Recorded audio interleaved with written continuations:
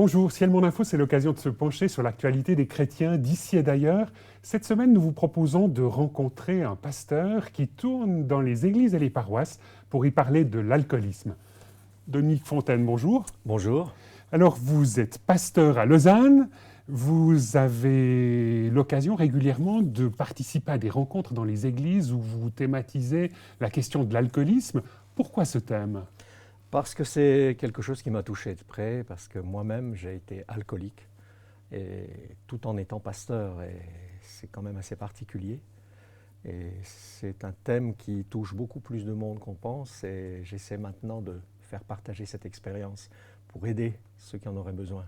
Alors, vous avez publié un livre qui s'intitule « Quand le vert vire au rouge », qui est un peu un livre autobiographique. Oui, tout à fait. Pourquoi est-ce que vous avez risqué ce livre ? C'est courageux à certains égards, en tant que pasteur, de dire « j'ai été moi-même alcoolique ».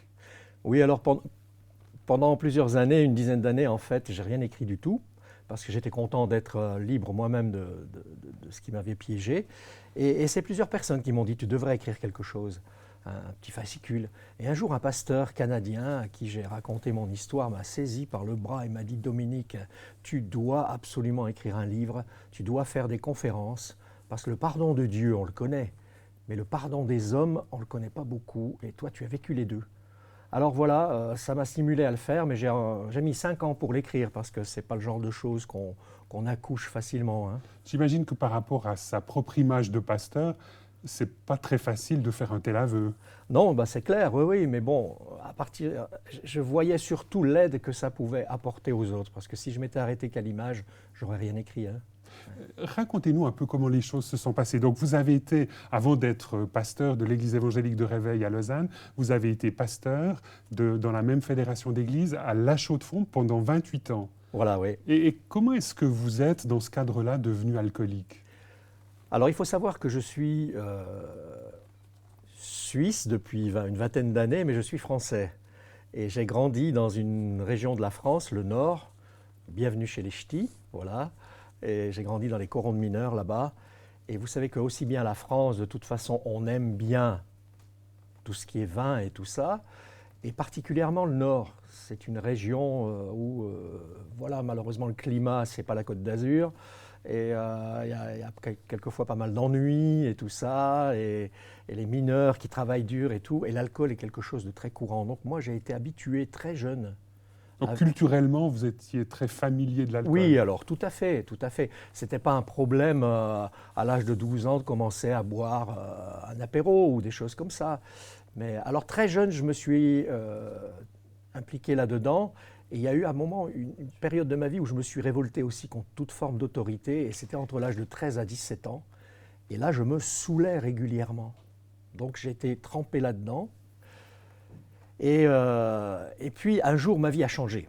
J'ai fait une rencontre à Paris avec un pasteur américain, David Wilkerson, où j'ai vraiment eu ma vie qui a changé avec Jésus-Christ. Et j'ai été libéré de certaines choses, mais l'alcool pour moi c'était culturel, je ne voyais pas le problème. Alors je ne me suis plus saoulé, mais je continuais à consommer. Alors après, j'ai été pasteur pendant 4 ans à Lyon, avant d'arriver à la Chaux-de-Fonds. Et je me souviens qu'un jour, il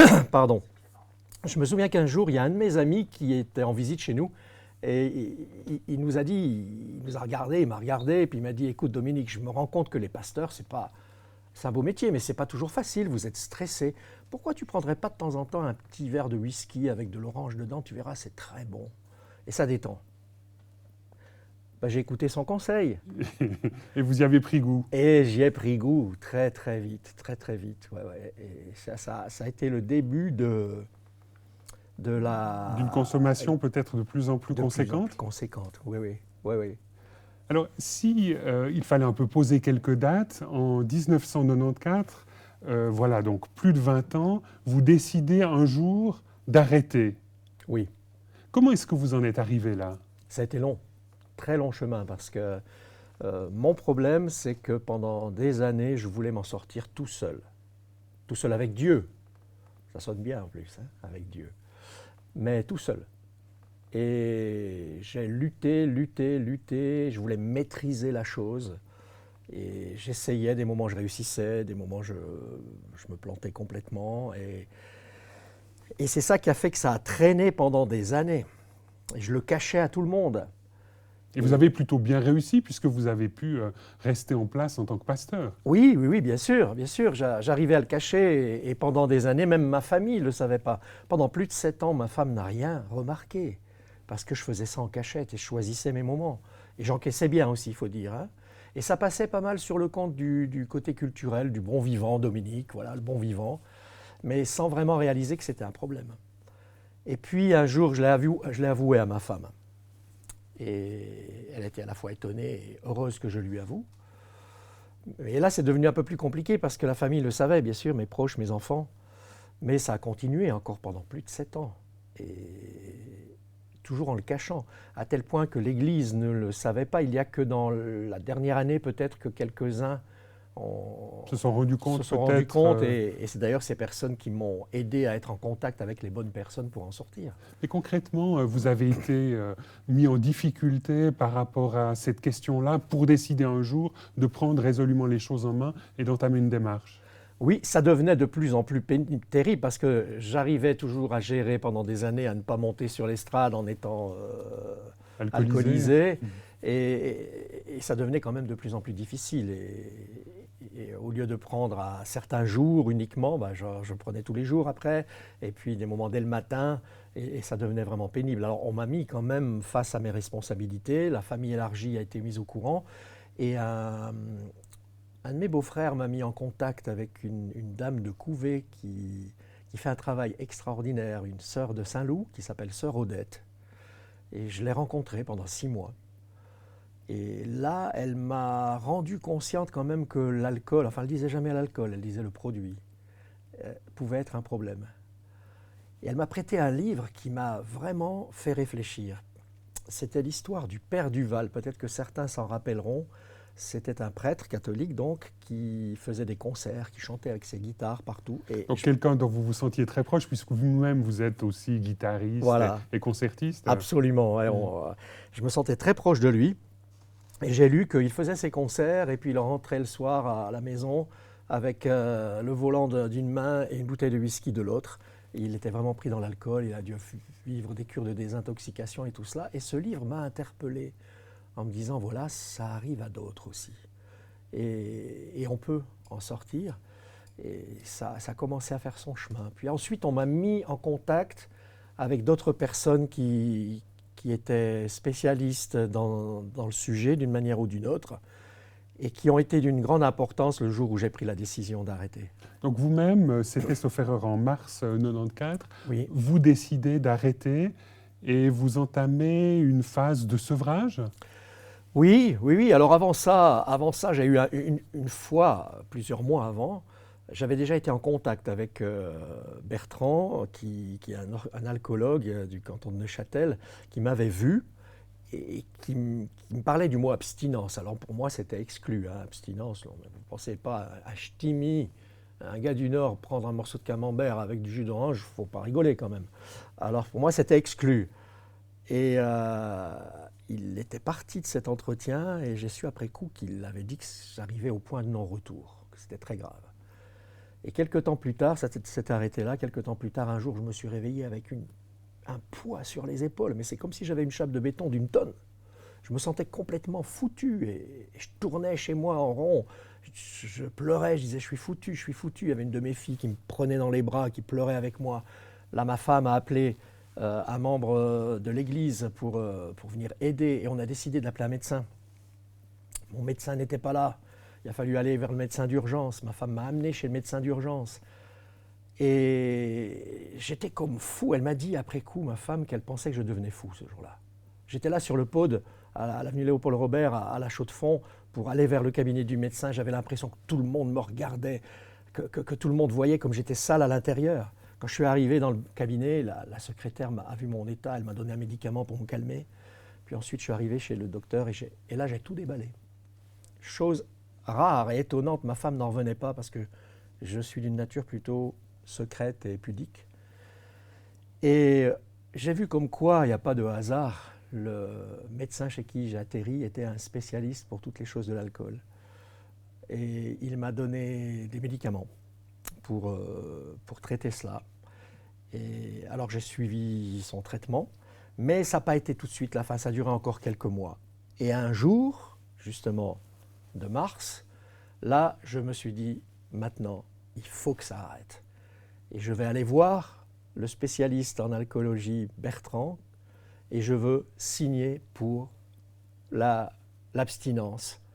Et c'est comme ça que j'ai pris rendez-vous avec lui. Donc là, vous entrez dans cette démarche de sevrage. Concrètement, bon, ça s'est plutôt bien passé, cette période-là, mais vous avez dû faire un travail en profondeur beaucoup plus conséquent. Oui. En quelques mots, en quoi est-ce qu'a constitué ce travail intérieur de reconstruction véritablement? Voilà, oui, alors le travail de sevrage, ça s'est fait en plusieurs étapes. Moi, je voulais signer à vie, hein. Et c'est pour ça que je dis toujours, il faut s'adresser à des pros. Parce que quand j'ai voulu signer à vie, Bertrand m'a dit, on se calme, tu vas signer pour quelques jours et tu reviendras, et comme ça, ainsi de suite. Mais donc, parallèlement à cela, j'avais fait la rencontre d'un diacre d'une église de la vallée de Joux, Jean-François, avec qui ça avait bien croché entre nous. Et j'ai pris rendez-vous avec lui pour faire ce qu'on appelle la relation d'aide, la cure d'âme. Et pendant 1 an et demi, je suis allé le voir régulièrement. Et on essayait de découvrir, de démonter. Avant de reconstruire, on déconstruisait. On essayait un peu de trouver le pourquoi de mon comportement. Qu'est-ce qui m'avait amené à ça? Pour ne pas les reproduire, les démonter et pour reconstruire sur une autre base.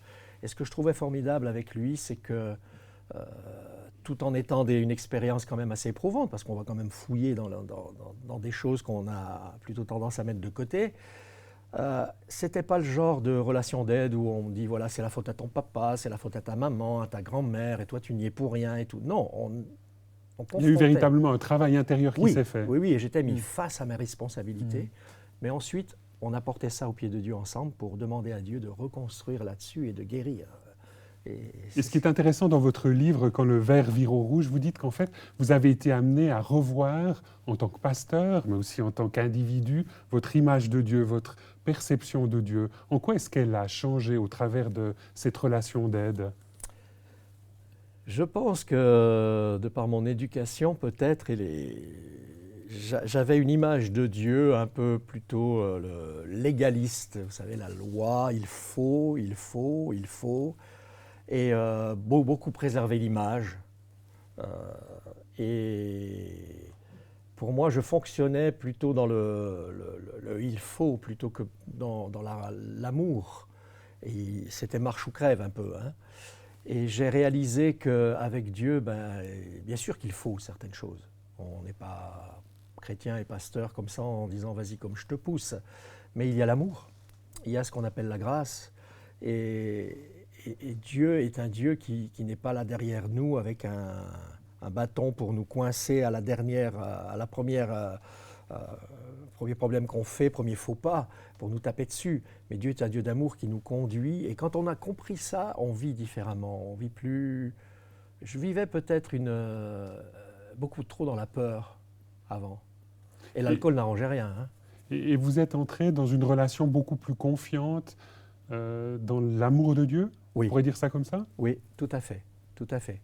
Conscient que je ne peux pas tout, et conscient que je n'ai pas la réponse à tout, que je n'ai pas la solution à tout, et que je suis un instrument dans ses mains, et qu'il m'aime et qu'il demande qu'on l'aime, et qu'il veut faire les choses de manière beaucoup plus paisible et relaxe que je ne le croyais. Mais c'est pas un peu curieux qu'un pasteur découvre ça après pas loin d'une vingtaine d'années de ministère?